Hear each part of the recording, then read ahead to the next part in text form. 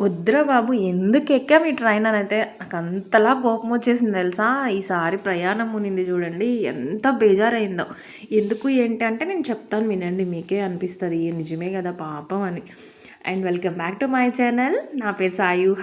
And మీరెవరైనా first time మా channel చూస్తున్నట్లయితే please do subscribe. Okay. ఇప్పుడేంటి అనంటే మేము సోమవారం నైట్ ట్రైన్ ఎక్కాము 10:30కి.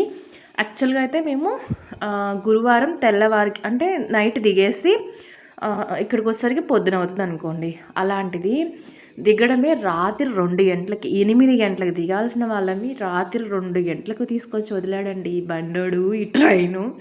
నాకు కుదరలేదు గానీ కుదురుంటే పట్టుకొని గుబగుబ గుట్టేయాలన్నంత కోపమొచ్చింది. అలా ఉన్నిందనమాట ప్రయాణము. యాక్చువల్‌గా అయితే మేము 2 ఏసీ ఆర్ 3 ఏసీ వీటిలో ట్రైన్ బుక్ చేసుకుంటాం గదా!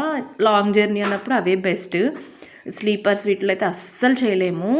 ఇంకా ఈ నార్త్ సైడ్ వచ్చే ట్రైన్స్‌కైతే అస్సలే కాదండి. వల్ల కానే కాదనిపిస్తది. అయితే 2 ఏసీలో చేసుకున్నాము. చేసిన తర్వాత మా పక్కన 2 సీట్స్ ఉంటాయి గదా! వాళ్ళేమో ఫస్ట్ ఎక్కిన వాళ్ళు వెస్ట్ బెంగాల్ దిగారు. అక్కడ దిగేంత వరకు మాకు టార్చర్. ఎందుకనంటే ఒక టైం లేదు, ఒక ఏమీ లేదు. మినిమమ్ కామన్ సెన్స్ లేకుండా ఎప్పుడు పడితే అప్పుడు ఫోన్లు తీస్తారు. ఓ అని పెద్ద పెద్దగా మాట్లాడతారు. సర్లే బాబు వెస్ట్ బెంగాల్ దాకా కదా అని చెప్పి వాళ్ళు దిగిపోయారు. ఇప్పుడైనా ప్రశాంతంగా పడుకోవచ్చు అనుకుంటే వచ్చారండి ఇద్దరు మహానుభావులు. ఆ గురకలేంటో ఇదేంటో అస్సలు అర్థమే కాలేదు. ఇంట్లో వాళ్ళ భార్యలు ఎలా నిద్రపోతున్నారో ఇంట్లో మనుషులు ఎలా పడుకుంటున్నారా అనిపించింది. అంత గురకలనమాట. అదే ఇక్కడ చెప్తూ ఉన్నా. అంతా కష్టపడి మా ఇంటికి చేరిపోయామండి. చేరిపోయి మంచిగా ఒక ఆమ్లెటు, పప్పు, అన్నము వండుకొని ప్రశాంతంగా తినాను. అప్పుడు గాని నా కడుపు నేను తృప్తి పడలేదనమాట.